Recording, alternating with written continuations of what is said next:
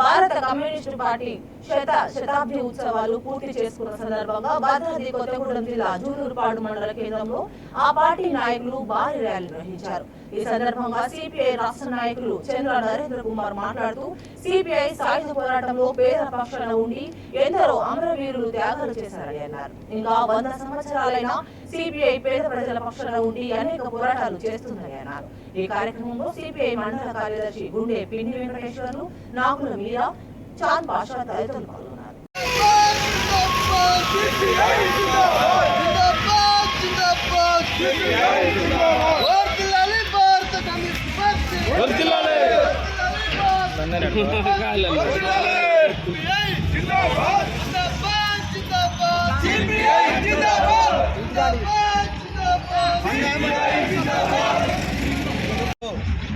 భారత communist party CPI భారతదేశంలో ఆవిర్భవించి 100 సంవత్సరాలు పూర్తి చేసుకున్న సందర్భంగా ఖమ్మం నగరంలో దేశవ్యాప్తంగా ఉన్నటువంటి పార్టీ శ్రేణులన్నీ ఈరోజు ఖమ్మం నగరంలో లక్షలాది మందితో భారీ ప్రదర్శన, అదేవిధంగా బహిరంగ సభని నిర్వహించుకుంటూ ఉన్నాం.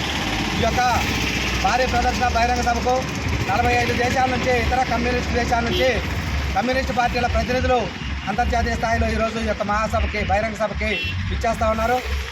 ఈ యొక్క భారతదేశంలో కమ్యూనిస్టు పార్టీ ఆవిర్భవించిన తర్వాత లక్షలాది మంది అమరుల త్యాగంతో 4,500,000 మంది మన ప్రాంతంలో తెలంగాణ సాయుధ పోరాట వీరులు అమరత్వంతో గెలుపెక్కినటువంటి కమ్యూనిస్టు పార్టీ ఎర్రజెండా ఈరోజు ఖమ్మం గుమ్మం కమ్యూనిస్టు పార్టీ శ్రేణులకి స్వాగతం పలుకుతూ ఉంది. ఈ యొక్క మహాసభను జయప్రదం చేయడం, బహిరంగ సభను జయప్రదం చేయడం కోసం జూలూరుపాడు మండలంలో ఉన్నటువంటి జనసేవాదళ కార్యకర్తలు ఈరోజు జూలూరుపాడు మండల కేంద్రంలో ర్యాలీ నిర్వహించి ఖమ్మంలో జరుగుతున్నటువంటి జనసేవాదళ కవాతుకి వెళుతున్నటువంటి సందర్భంగా వీళ్ళందరికీ కూడా భారత కమ్యూనిస్ట్ పార్టీ సిపిఐ రాష్ట్ర సమితి తరఫున నా యొక్క విప్లవ ధన్యవాదాలు తెలియజేస్తూ సెలవు తీసుకుంటాం.